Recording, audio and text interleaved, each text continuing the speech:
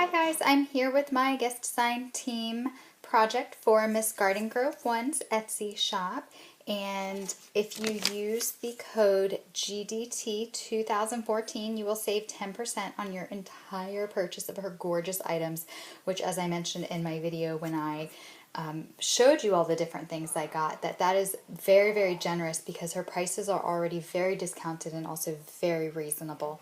So that is a great code. Take advantage of that.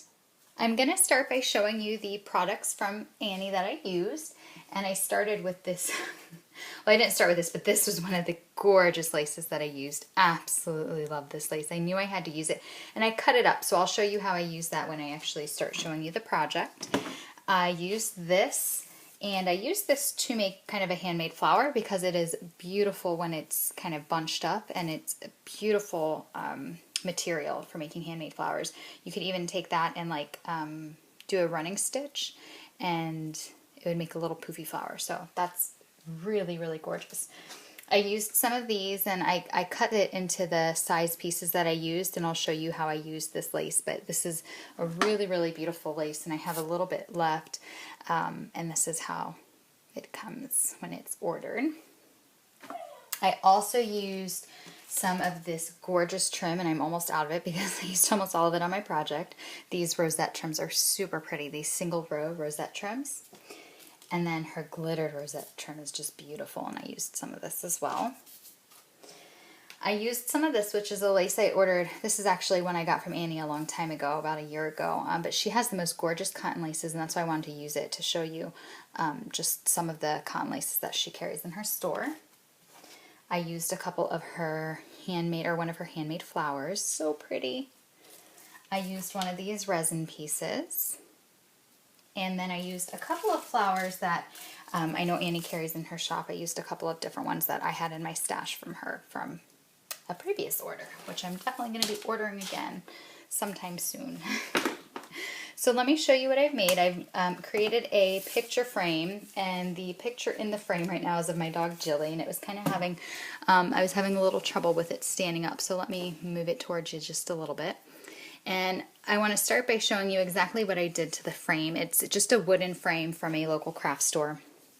I painted it, and I gessoed it really, and I did some heavy brush strokes with like a really, I want to say like a hard bristled brush. I'm not sure what the technical name is for it, but it's just a brush that had some hard bristles so that you would get those waves in there. And then I just used some distress ink, and I rubbed the distress ink, I took the actual ink pad and just rubbed it on there to get some of those colors. And Annie's laces and things matched some of the distress inks perfectly. I used the Victorian Velvet, and I used the Vintage Photo, and her trims that she sent me and flowers and everything just matched so well. So that's how I got that look. I glued some of the rosette trim all along the edge, and I thought it gave it just a really beautiful look.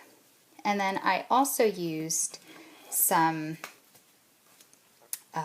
rosettes here. Let me go ahead and take the picture out. I didn't do the back of the frame because where it's going to be, it's not going to matter. But let me take that out so you're not getting that glare.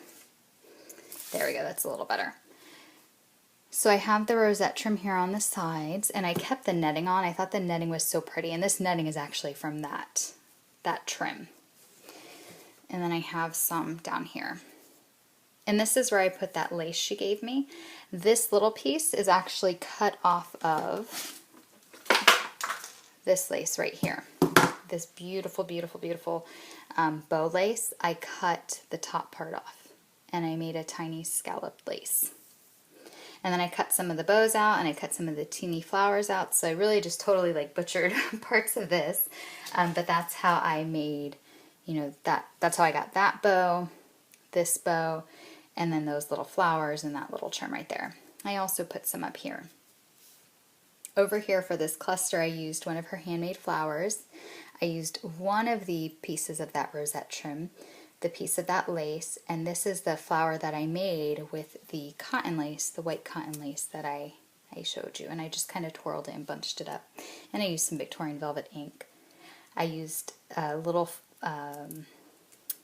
not crystal flower, I'm sorry, like a little pearlescent flower here and here, and then one of her fabric flowers. So I put those little tiny pieces of the pink trim behind her handmade rose. I thought it was just so pretty. This trim is gorgeous, and it kind of like dangles. And so then up here I have some of the teeny scallop lace that I cut from that trim. Another bow, a couple of flowers, and this is another just small handmade flower out of that white trim. And then I scrunched up some of the cotton lace here. And it is really easy to put together a shabby vintage looking project when you have these great colors to work with. One of the things I love about Annie's store is not only does she carry beautiful styles, but like the colors she chooses are perfect because they're all the colors that I would want to have in my collection. So take a look at her shop. If you haven't been lately, she gets stuff in all the time and always has the most beautiful selection. Don't forget to use your discount code GDT 2014 and that will save you 10% off of everything. I will put the link to her store as well as the Facebook page below so you can visit that. If you have any questions about anything, any of her supplies or any of the stuff I've done with the project, please comment below. Thanks so much for watching, and Annie, thank you so much for having me. I had such an amazing time working with your gorgeous, gorgeous products as always. Thank you. Bye guys.